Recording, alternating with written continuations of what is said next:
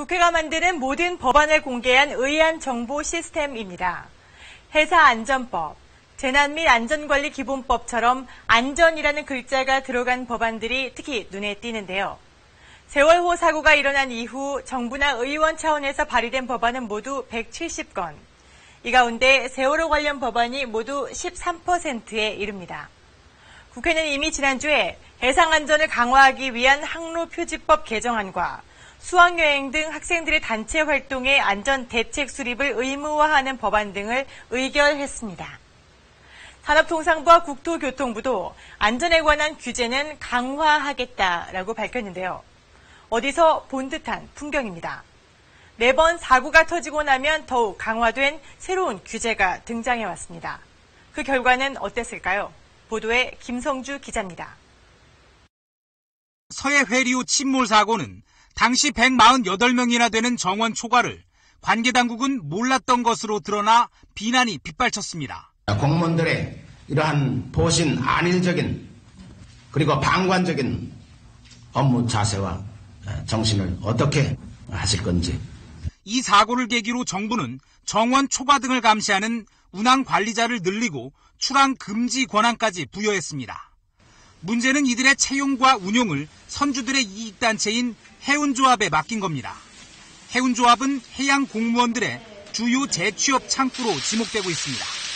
삼풍백화점 붕괴 사고는 무리한 설계 변경과 이를 묵인한 공무원 비리가 원인이었습니다.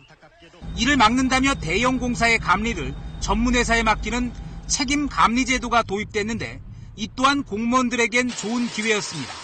지난해 국정감사 때 서울시 공무원의 재취업 현황을 조사한 결과 감리업체 40여 곳에 무려 92명의 전직 서울시 공무원이 근무 중인 것으로 드러났습니다.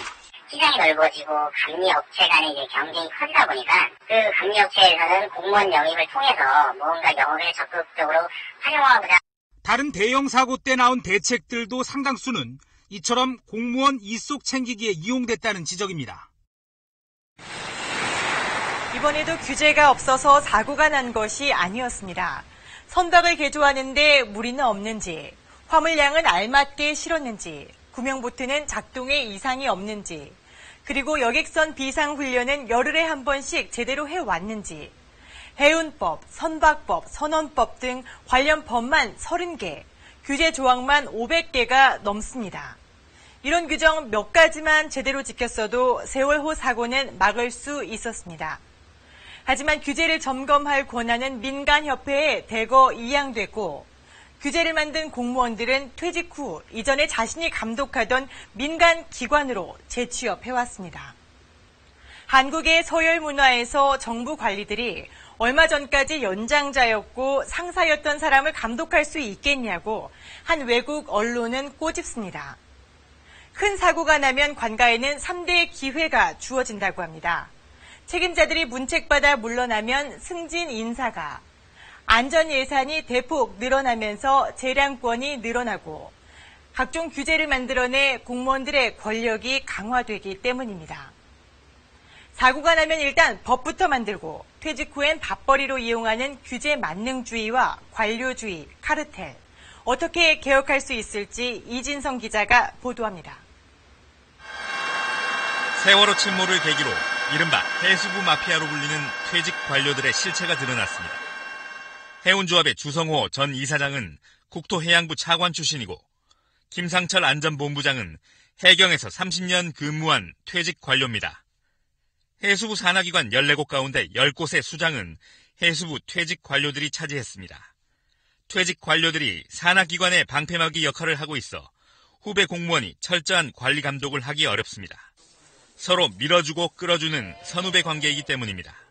공직자윤리법에 따르면 2년간 직무 관련성이 있는 민간기업에 취업할 수 없지만 산하기관과 협회 등은 적용을 받지 않습니다.